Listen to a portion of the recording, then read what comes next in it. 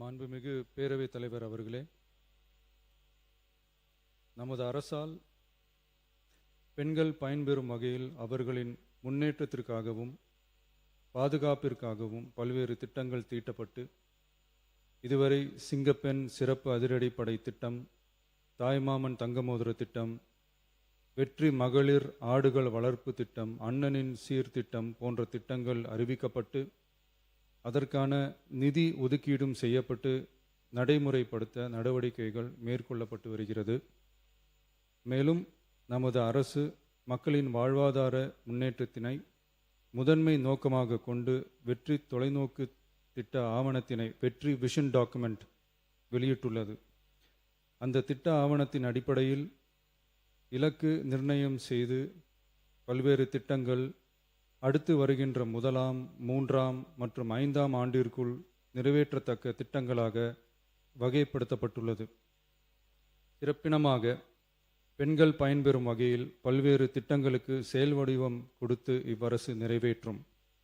கடந்த 4 மாதங்களாக வளைகுடா பகுதியில் நிலவி வரும் போர் சூழல் காரணமாக எரிவாயு சிலிண்டர் கிடைப்பதில் தட்டுப்பாடு நிலவி வருகின்றது.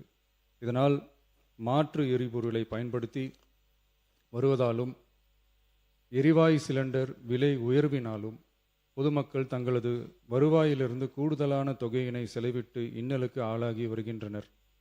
இதனை கருத்தில் கொண்டு நிதி நெருக்கடியான சூழலிலும் பொதுமக்களின் நிதி சுமையினை குறைக்கும் வகையிலும் பொதுமக்களின் நலனை பாதுகாக்கவும் மக்களுக்கு அளித்த வாக்குறுதியை நிறைவேற்றும் நோக்கிலும் எரிவாயு சிலிண்டருக்காக செலவழிக்கப்பட்டு வரும் தொகையினை அவர்களுக்கு வழங்க அரசு முடிவு செய்துள்ளது.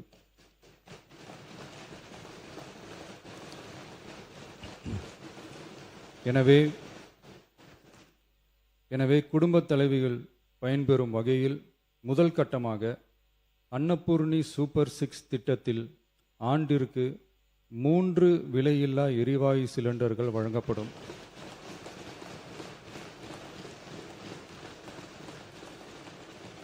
எரிவாயு சிலிண்டருக்கான விலை பயனாளிகளின் வங்கி கணக்கில் நேரடியாக வரவு வைக்கப்படும். இத்திட்ட பயனாளிகள் எரிவாயு சிலிண்டர் பதிவு செய்து சிலிண்டர் பெற்றவுடன் எண்ணெய் நிறுவனங்களிடமிருந்து பட்டியல் பெற்று சிலிண்டருக்கான விலை பயனாளிகளின் வங்கி கணக்கில் வரவு வைக்கப்படும். இத்திட்டத்தினால் சுமார் 1,30,16,104 குடும்பங்கள் பயனடைவார்கள். அதாவது ஆண்டு வருமானம் ரூபாய் 2.5 லட்சத்திற்கு மிகாமல் உள்ள பொருளாதாரத்தில் பின்தங்கியுள்ள குடும்பத்தினர், சிறு குறு விவசாய குடும்பத்தினர், மாற்றுத்திறனாளி குடும்பத்தினர் போன்ற சமூகத்தில் உள்ள நலிந்த குடும்பத்தினர் பயனடைவார்கள். இத்திட்டத்தினை செயல்படுத்துவதற்கான ஆயத்த பணிகள் துவங்கப்பட்டுள்ளது. இத்திட்டம் வரும் பொங்கல் பண்டிகை ஜனவரி மாதம் முதல் செயலாக்கத்திற்கு கொண்டு வரப்படும்.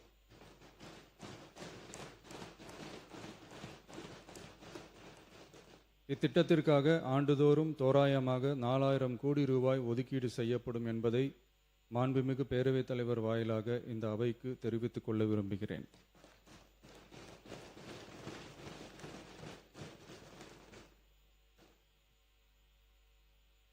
மாண்புமிகு பேரவைத் தலைவர் அவர்களே, சென்னையில் உள்ள மீனம்பாக்கம் விமான நிலையம் இந்திய விமான நிலையங்கள் ஆணையத்தால் AAI இயக்கப்படுகிறது.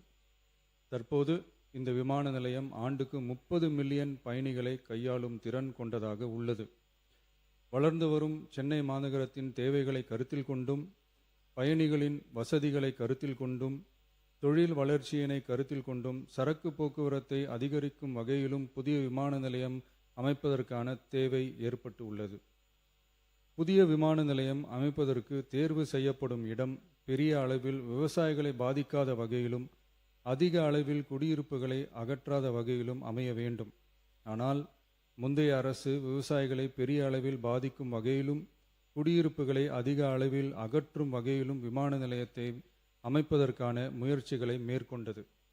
ஏகனாபுரம் மற்றும் இதர கிராம மக்கள் இந்த விமான நிலையம் அமைப்பதை எதிர்த்து நடத்திய போராட்டங்களை அறிந்து நான் 20/1/2025 அன்று அப்பகுதிக்கு சென்று அங்குள்ள மக்களின் குறைகளை கேட்டறிந்து பின்வரும் அறிவிப்புகளை வெளியிட்டேன். சென்னை பரந்தூர் மற்றும் அதனை சுற்றியுள்ள 12 கிராமங்களில் அமைய இருக்கும் விமான நிலையத்தை எதிர்த்து போராடும் மக்களுடன் நான் உறுதியாக நிற்கிறேன்.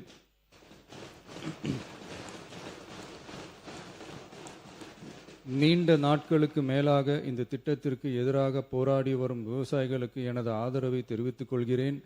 விவசாயிகளே நாட்டின் முதுகெலும்பு. இந்த விவசாய நிலங்களை பாதுகாக்க இந்த மக்கள் போராடி வருகிறார்கள். விக்கிரவாண்டியில் அக்டோபர் 2024 நடந்த பொதுக்கூட்டத்திலேயே பரந்தூரில் புதிய விமான நிலையம் அமைப்பதற்கு எதிர்ப்பு தெரிவித்திருக்கிறேன். தொழில் வளர்ச்சி மற்றும் அதற்கான விமான நிலையங்களின் பங்கு பற்றி நான் நன்கு அறிவேன். அதற்கான என்னுடைய முழு ஆதரவும் உண்டு. ஆனால் பரந்தூரில் இந்த திட்டம் அமையக்கூடாது. இந்த திட்டம் குறித்து அரசு மறுபரிசீலனை செய்ய வேண்டும். குறைவான விவசாய நிலங்கள் பாதிக்கப்படும் வகையிலும் மக்களின் வாழ்வாதாரம் பாதிக்காத வகையிலும் மாற்று இடத்தை தேர்வு செய்ய வேண்டும் என தெரிவித்திருந்தேன்.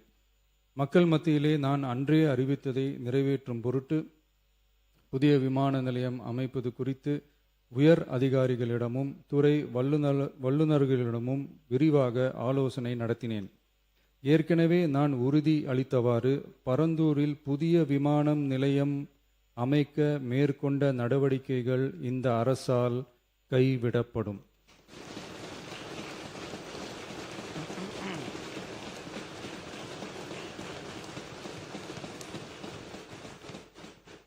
துறை சார்ந்த வல்லுநர்கள் மற்றும் கல்வியாளர்கள் ஆகியோர்களிடம் கலந்தாலோசித்து விவசாய நிலங்கள் மற்றும் குடியிருப்புகளுக்கு பெரிய அளவில் பாதிப்பு ஏற்படாதவாறு புதிய விமான நிலையம் அமைப்பதற்கான பொருத்தமான சில மாற்று இடங்கள் தேர்வு செய்யப்பட்டுள்ளன. அவ்விடங்களில் தொழில்நுட்ப ரீதியான சாத்தியக்கூறுகளை சம்பந்தப்பட்ட துறைகள் மூலம் விரிவான ஆய்வு மேற்கொண்டு புதிய விமான நிலையத்திற்கான இடம் விரைவில் இறுதி செய்யப்படும். இதற்கிடையில் சென்னை மீனம்பாக்கம் விமான நிலையத்தை மேலும் விரிவாக்கம் செய்து அதன் வடமேற்கு பகுதியில் ஆண்டுக்கு கூடுதலாக 20 மில்லியன் பயணிகளை கையாளக்கூடிய டெர்மினல் 5 என்ற புதிய பயணிகள் முனையம் அமைக்க ஏர்போர்ட்ஸ் அத்தாரிட்டி ஆஃப் இந்தியாவுடன் இணைந்து அணுகுசாலை மற்றும் மேம்பாலம் அமைப்பதற்கான நடவடிக்கைகள் மேற்கொள்ளப்படும். சென்னை மீனம்பாக்கம் விமான நிலையத்தில் தற்போது நடைபெற்று வரும் டெர்மினல் 3 பயணிகள் முனையம் கட்டுமான பணிகள் முடிவுற்ற பின் ஆண்டுக்கு 35 மில்லியன் பயணிகளை கையாளக்கூடியதாக இருக்கும். மேலும் புதிய டெர்மினல் 5 பயணிகள் முனையம் செயலாக்கத்திற்கு பிறகு ஆண்டுக்கு மொத்தம் 55 மில்லியன் பயணிகளை கையாளக்கூடியதாக இவ்விமான நிலையம் இருக்கும். இதன் மூலம் சென்னை விமான நிலையத்தின் சேவைகள் மேம்படுத்தப்படுவதோடு பயணிகளின் போக்குவரத்து தேவை புதிய விமான நிலையம் அமைக்கப்படும் வரை பூர்த்தி செய்யப்படும்.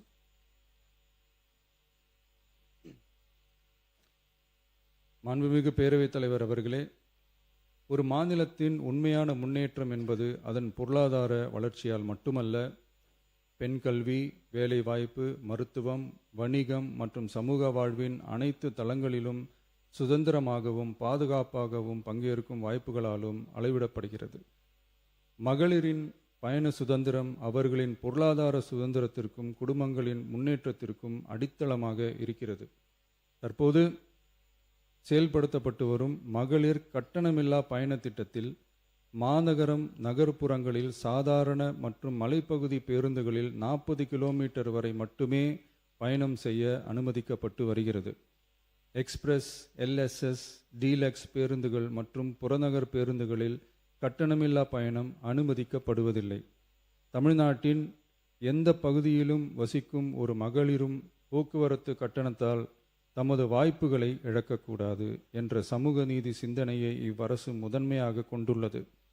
இதனை கருத்தில் கொண்டு மகளிர் கட்டணமில்லா பயண திட்டத்தை விரிவுபடுத்தி பெருமளவில் பயனளித்திடும் விதமாக வெற்றி பயணம் என்ற பெயரில் தேசத்தந்தை மகாத்மா காந்தியடிகளின் பிறந்த நாளான அக்டோபர் 2ஆம் தேதி முதல் செயல்படுத்த அரசு முடிவு செய்துள்ளது என்பதை இந்த மாமன்றத்தில் மகிழ்ச்சியுடன் அறிவிக்கிறேன். அதன்படி முதல் கட்டமாக மாநகரம் நகரங்களில் சாதாரண பேருந்துகள் மட்டுமின்றி மாநகரம் நகர்ப்பகுதிகளில் இயங்கும் எக்ஸ்பிரஸ், எல்எஸ்எஸ், டீலக்ஸ் அரசு பேருந்துகளிலும் மகளிர் கட்டணமில்லா பயணங்கள் மேற்கொள்ளலாம்.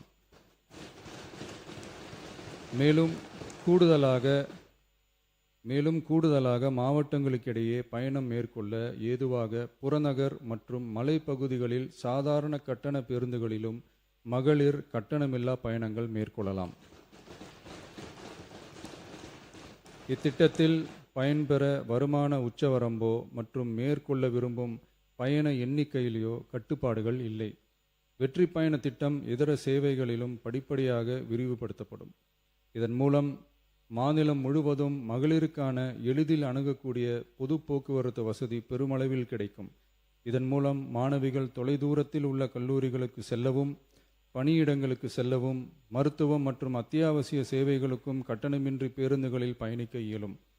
மாண்புமிகு பேரவைத் தலைவர் அவர்களே, வெற்றி பயணம் என்பது கட்டணமில்லா ஒரு பேருந்து பயணம் மட்டுமல்ல, ஒரு மாணவியின் கல்வி, ஒரு தொழிலாளியின் வேலைவாய்ப்பு, ஒரு தாயின் குடும்ப பொறுப்பு, ஒரு தொழில் முனைவோரின் முன்னேற்றம் போன்றவற்றை உறுதி செய்யும் சமூக முதலீடாகும்.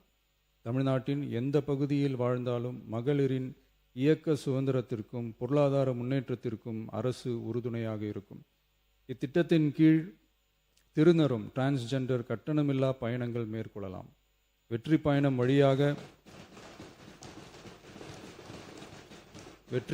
வழியாக மகளிரின் வாய்ப்புகள் விரிவடைந்து குடும்பங்கள் முன்னேறி சமூக நீதியும் சமத்துவமும் நிலை பெற்று வளமான வெற்றி தமிழ்நாட்டை உருவாக்கும் நமது பயணம் மேலும் வலுப்பெறும் என்பதை தெரிவித்துக் கொள்கிறேன். இத்திட்டத்தை செயல்படுத்துவதன் மூலம் ஆண்டுதோறும் தோராயமாக 6000 கோடி ரூபாய் செலவினம் ஏற்படும். நன்றி, வணக்கம்.